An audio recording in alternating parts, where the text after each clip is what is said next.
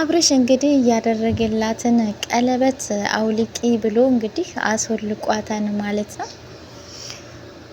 እንግዲህ ያው ለምንድን ነው የምታወልቀው? እምቢ ማለት እኮ እችላለሁ። ለምንድን ነው የምታወልቀው? እሺ ቀስ ብለህ አውልቅ፣ እያመመኝ ነው እያለችው ነበረ።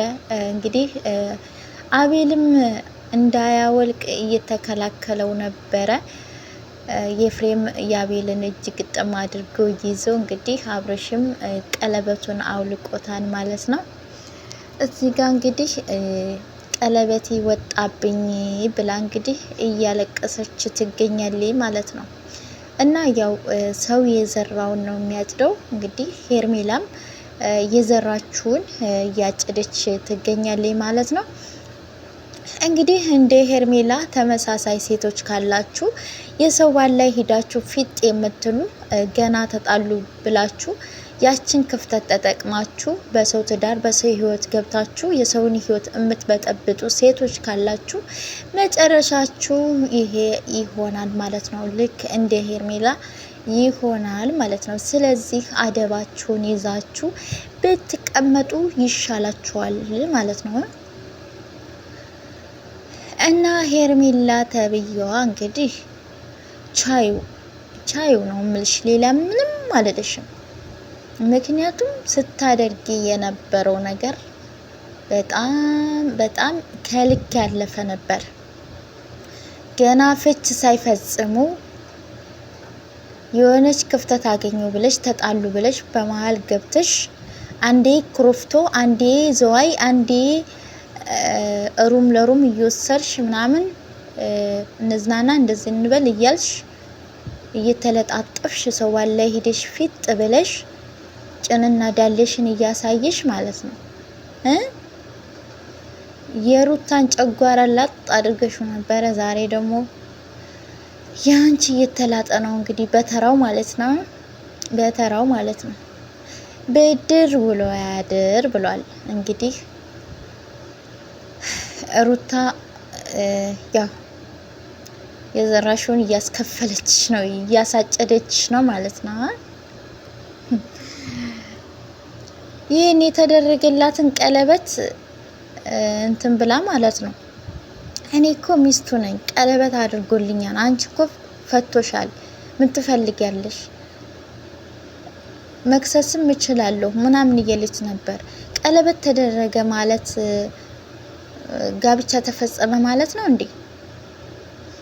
ሽማግሌ ተልኮ ዘመድ አዝማድ ሰምቶ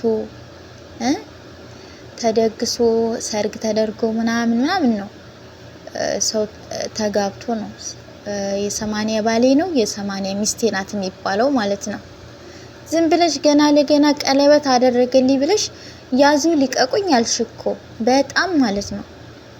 ስለዚህ ቅመሹ መጨረሻ ሸይ መሆኑ ግን አይ ያሳዝናል።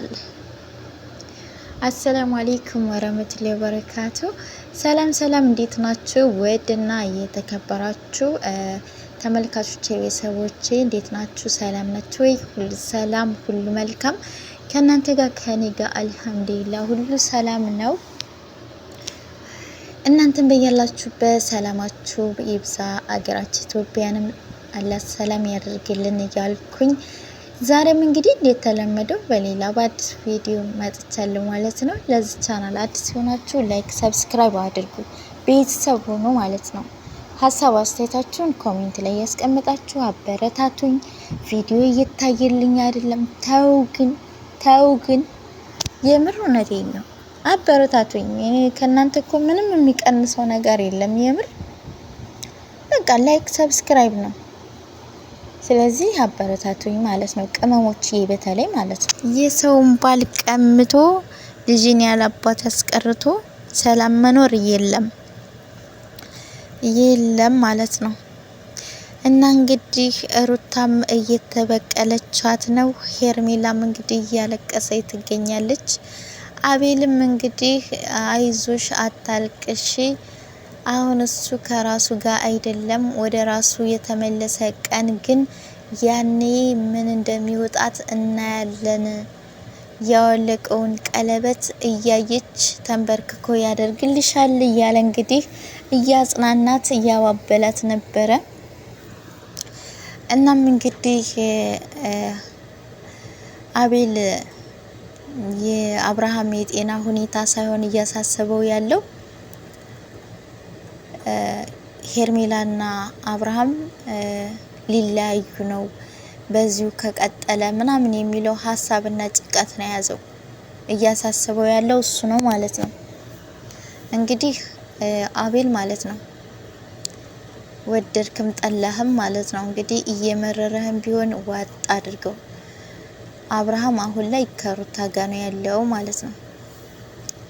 እንግዲህ የአቤል ፍላጎት ሄርሜላና አብርሃም አንድ ላይ እንዲሆኑ ነው እንግዲህ የሚፈልገው። ሩታና አብርሃም አንድ ላይ እንዲሆኑ በፍጹም አይፈልግም። የሚፈልግ ቢሆን ከመጀመሪያው ፍች ሳይፈጽሙ ሳይለያዩ ገና ሄርሜላን አንጥቶ ከአብርሃም ጋር አያስተዋውቀውም ነበር፣ ከአብርሃም ጋር አያጣብሰውም ነበረ ማለት ነው። ስለዚህ አቤል የሩታንና የአብርሃምን አብሮነት አንድ ላይ መሆን አይፈልገውም ማለት ነው። እና እንግዲህ ምንም ማድረግ አይቻልም። ካሁን በኋላ አብርሃምና ሩታ አንድ ላይ ሆነው ልጃቸውን ሊያሳድጉ ነው። ይሄ ደግሞ ያልተዋጠላችሁ ምንም ማድረግ አይቻልም። እየመረራችሁም ቢሆን ዋጥ አድርጉት ማለት ነው። እንግዲህ አብሮ ሲያለቅስ ነበረ። የፍሬምና ሩታም ሙድ እያያዙባቸው ነበረ፣ እየሳቁባቸው ወደ ቤታችሁ ሂዳችሁ አልቅሱ እያሏቸው ነበረ ማለት ነው። አቤልም አብሮ ሲያለቅስ ነበረ። ወይ ጉድ! እና አቤል ብታርፍ ይሻልሃል፣ አርፈ ብትቀመጥ ማለት ነው። እቺ ሄርሜላ የምትባለውን ቦታዋን እንድትይዝ አድርጋ ትልቅስ ማለት ነው። አለበለዛ ግን ማለት ነው ሩታ ገዞረችብህ ወየውልክ። ያቺ የድሮዋ ስታለቅስ ምናምን የምታውቃት ሩታ አይደለችም አሁን ማለት ነው። ብዙም ብላለች የድሮዋ ሩታ የታለች ስትላት ያቺ የድሮዋ አልቃሻዋ ሩታ አሁን ላይ የለችም ብላ አረጋግጣለች። ስለዚህ አርፈ ብትቀመጥ ባይነኝ እንደኔ ማለት ነው። እና ስለ አብርሽ የጤና ሁኔታ ደግሞ እንግዲህ ሩታና የፍሬም ደህና ነው ይላሉ። እንግዲህ እሱም ሲጠየቅ ደህና ነኝ ሰላም ነኝ እያለ ነው። እንግዲህ ሲታይ ግን ጤነኛ አይመስልም፣ ስለ እውነት ከተወራ ማለት ነው። የምሬን ነው። ቤተሰቦችን ተመልካቾችን ለራሱ ሰላም በልብለውት ሰላም ሲል ለራሱ እንደ ድሮ አይደለም ሰላምታው ማለት ነው። ያ የድሮ አብርሃም አይደለም። የምር የጤና ሁኔታ ያሳስባል እንደ ሰው ማለት ነው። ስለዚህ እሱን ደግሞ እንግዲህ ያው ቡዜም ዴቭም ያው ሌሎቻችሁም እየመጣችሁ እዚህ ጋር ኝኝኝኝ ከማለት የሆነ መፍትሄ ላይ ደርሳችሁ ምናምን ልጁን ወደ ቀድሞ ጤንነቱ መልሳችሁ ከዛም ከሩታ ጋር በዚሁ ቀጥለው አንድ ላይ ሆነው ልጃቸውን እንዲያሳድጉ ብታስማሙ አንድ ብታደርጓቸው ይሻላል ማለት ነው። ወደ ጤናው ከተመለሰ በኋላ ያኔ ታያለች፣ እያየች ነው ተንበርክኮ ቀለበቱን የሚያደርግልሽ ምናምን እያለ ደግሞ አቤል ተብዬው ማለት ነው እያለ ነው። ያኔ እንግዲህ እናያለን እስቲ ወደ ማን እንደሚሆን ማለት ነው። ለማንኛውም ላይክ አድርጉ ቤተሰብ።